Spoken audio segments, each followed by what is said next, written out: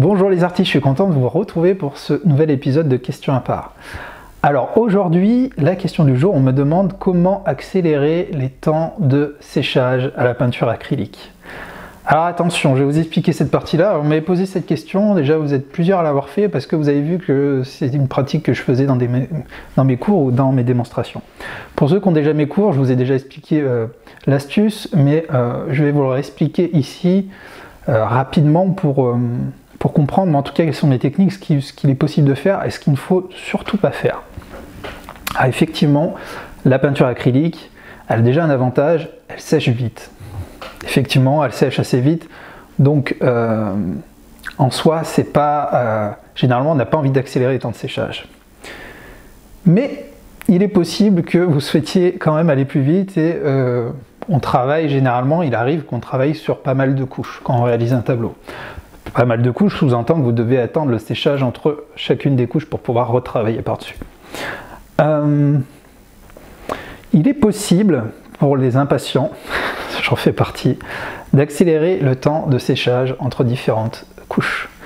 Par contre, attention, il ne faut pas faire tout n'importe quoi parce que moi, ayant expérimenté pas mal de choses au niveau de l'accélération des temps de séchage, je vous avoue que j'ai fait pas mal de bêtises aussi et que j'ai pu voir justement, j'ai appris de mes erreurs. Donc aujourd'hui, je peux vous recommander 3 choses, dont une chose qu'il va falloir faire attention, avec laquelle il va falloir faire attention. Oh, je peux même vous proposer un peu plus de choses finalement. Alors, il est intéressant déjà de pouvoir utiliser un ventilateur. Un ventilateur, ça c'est l'astuce, il n'y a pas de risque. Enfin, sous réserve que votre ventilateur, vous l'utilisez à basse vitesse. Vous mettez votre ventilateur devant, vous l'allumez, vous allez voir que la peinture sèche beaucoup plus vite. Alors ne le collez pas au tableau et ne mettez pas pleine puissance parce qu'il suffit que vous ayez un peu de peinture liquide, ça va se mettre à couler ou à prendre le sens du vent.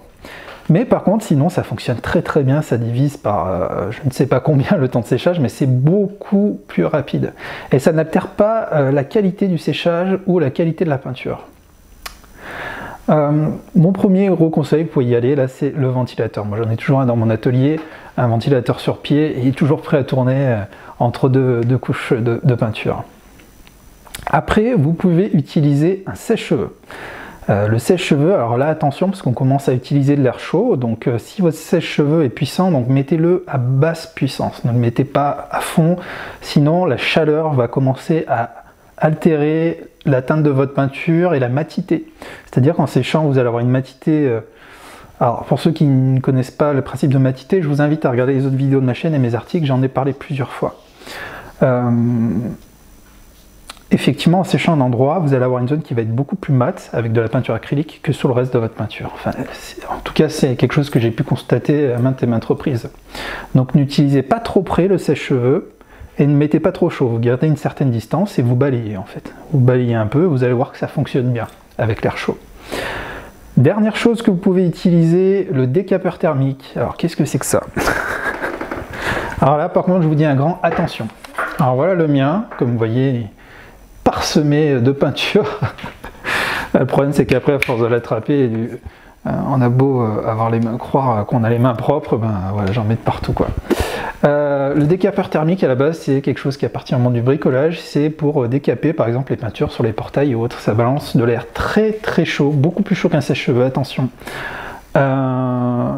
Du coup ça sèche très rapidement, ça permet de sécher très rapidement, mais attention, là c'est pareil, utilisez vraiment avec beaucoup de distance et beaucoup de mouvement. Si vous vous collez trop et que vous restez à un endroit, alors là c'est garanti, avec la chaleur que dégage ce petit objet, vous allez clairement changer la matité de votre peinture, ça peut même arriver à brûler, donc faites très attention. Mais bien utilisé, ça permet de garnir un certain temps, effectivement. Moi je l'adore mon décapeur, je l'utilise beaucoup. Mais je vous aurais prévenu, hein, si vous souhaitez faire l'acquisition, faites attention. Après c'est pas forcément plus bénéfique qu'un sèche-cheveux, c'est peut-être un peu plus rapide, mais voilà, il faut savoir l'utiliser. Pour ça que je vous mets en garde. Donc voilà, différentes techniques, et puis après, quelque chose de simple, mais je l'ai pu l'expérimenter aussi. Essayez de peindre dans une pièce où il y a un minimum de chaleur, ou un minimum de lumière aussi du jour, ça va accélérer tout simplement le séchage, et d'une façon naturelle, d'une façon saine. Voilà, alors c'est plein de petites astuces qui peuvent vous faire gagner beaucoup de temps sur vos créations. Voilà, et ben écoutez, je vous remercie, je vous dis à très bientôt pour une nouvelle vidéo. N'oubliez pas que vous pouvez vous abonner en dessous en cliquant sur abonner et cliquer sur la petite cloche pour recevoir les nouvelles vidéos. Il y en a pas mal à chaque fois, maintenant au moins 2 vidéos par semaine, donc n'oubliez pas de vous abonner pour les recevoir, sinon vous risquez de m'oublier. Et ce serait dommage parce que j'ai encore plein de choses à vous montrer. Voilà, je vous remercie de regarder la vidéo et je vous dis à très bientôt.